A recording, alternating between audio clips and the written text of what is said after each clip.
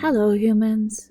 Welcome back to the closet for another installation of Robin's Elementals, which I'll figure out a new title for at some point that sounds more intriguing. If you have any ideas, put them down in the comments, because I'm a bit stumped for a title for these. At any rate, here we are at the final element of the purple period. That first row that isn't just helium and hydrogen. And this would be neon. He is a dragon because he's a noble gas. All gases have wings. The noble ones, they are dragons. Super easy mnemonic. Anyone can use it. Haha. Neon is the least reactive element of all of them. Does not have anything that it responds to, makes compounds with, etc. It is just aloof. I tried to paint him that way.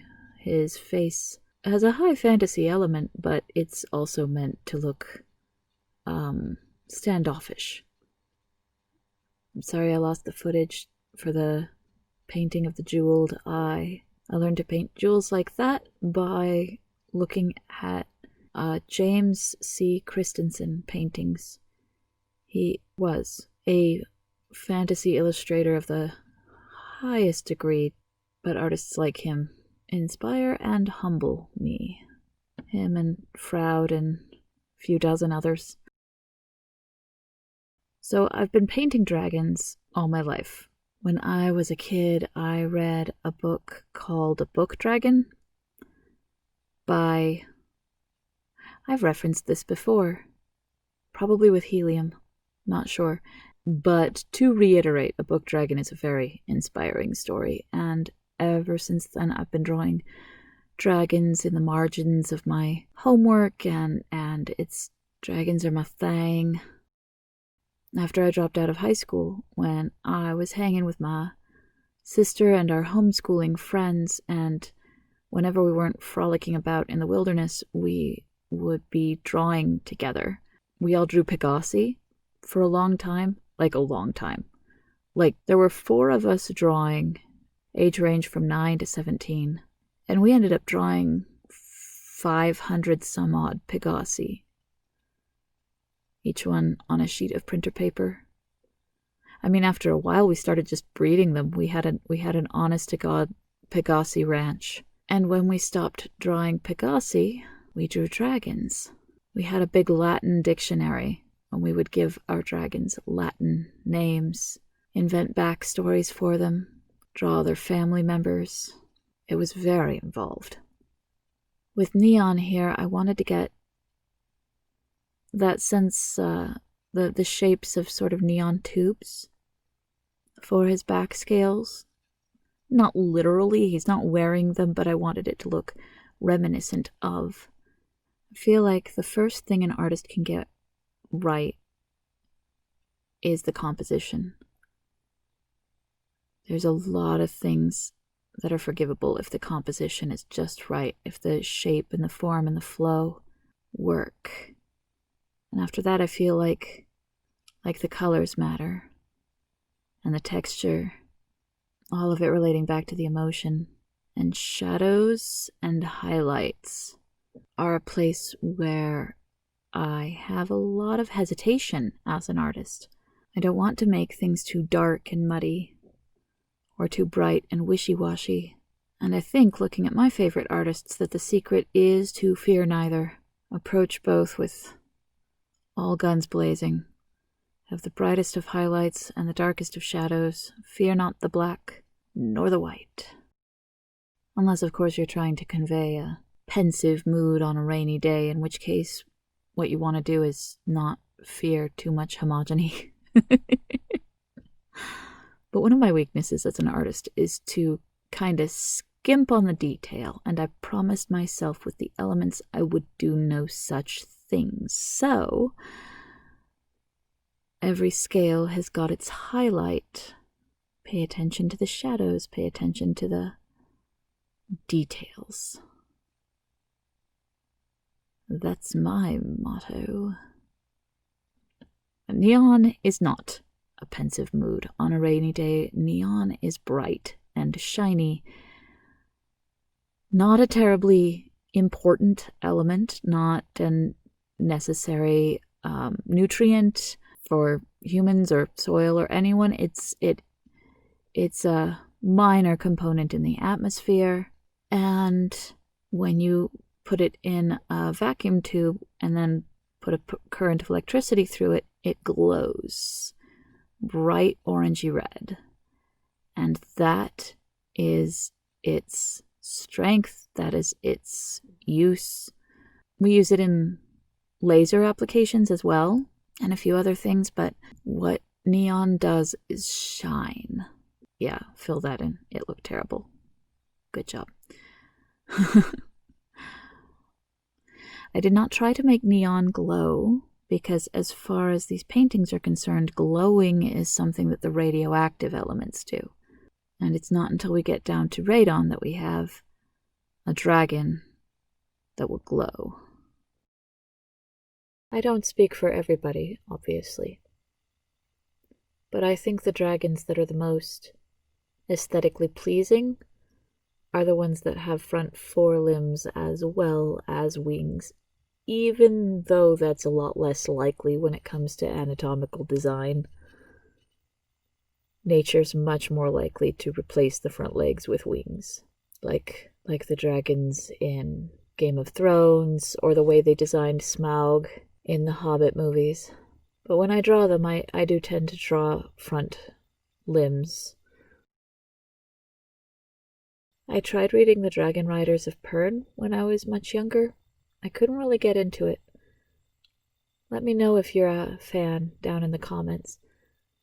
Part of my problem is I just don't care much for Anne McCaffrey's writing style. I very much preferred Jane Yolen, and she also wrote some books that take place on a desert planet with people who raise dragons. Hers was just a trilogy, it wasn't a whole series, but I highly recommend them. Dragon's Blood, Heart's Blood, and... So the scientist who discovered neon tried to market it as an indoor light because it was so very bright, but it's bright red, so that didn't really fly. And one of his associates was the one who thought of marketing it as an outdoor light for signage, and that took off and became this massive immediate hit. Times Square and Las Vegas became famous for having neon signage everywhere. The only signs that are actually neon are the red ones. Any other tubes that are glowing, those are most likely other noble gases or mixes of other, like, sodium-based compounds. I like to imagine that scientist trying to market this thing that clearly nobody wants. Like, can you imagine neon in your living room? Oh boy. What else do we want to know about neon? It's much more prevalent in the universe as a whole than it is on the planet Earth. I tried giving him little rocks, but he felt very floating on a surface instead of sitting in an environment. So I brought in these much bigger gray rocks, something that he could chill out with and look like he was actually sitting somewhere. I try to make sure that at least most of the things in the paintings relate somehow back to the element, that I don't just choose them for the sake of the composition. But I went with intuition as far as those rocks are concerned. And then while I was looking up the wiki for neon, I discovered that neon is found in moon rocks? Whatever, it has something to do with the moon. And I thought, well, there you go, that's good enough. The rocks look sort of like moon rocks. Neon is found on the moon. I did it on purpose. Ha ha ha ha ha.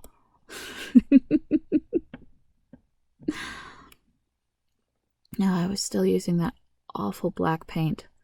I don't have a gripe with Artist's Loft in particular, but that black paint was so goopy. Maybe it was just old.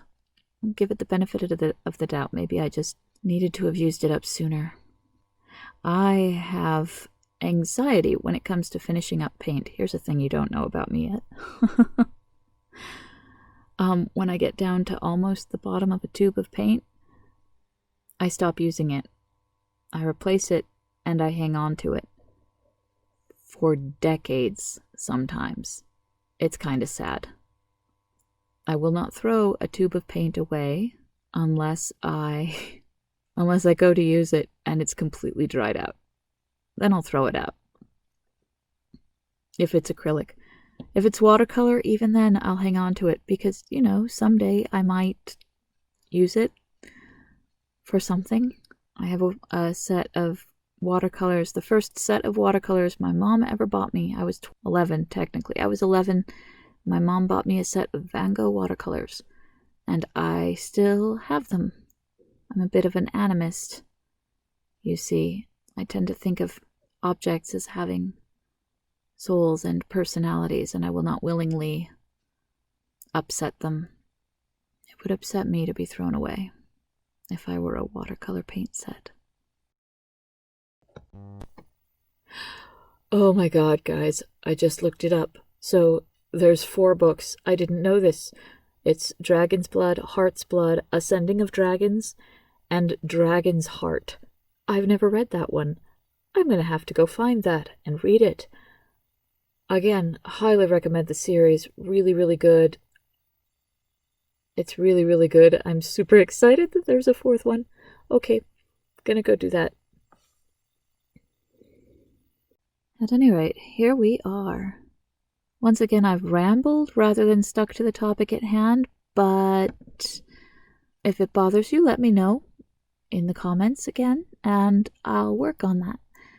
I had a good time here in the closet with you. Thank you for watching. Stay healthy, and I'll be back with you next week. No. Abby, enough! Holy moly! Dang it, I knew I'd lose something.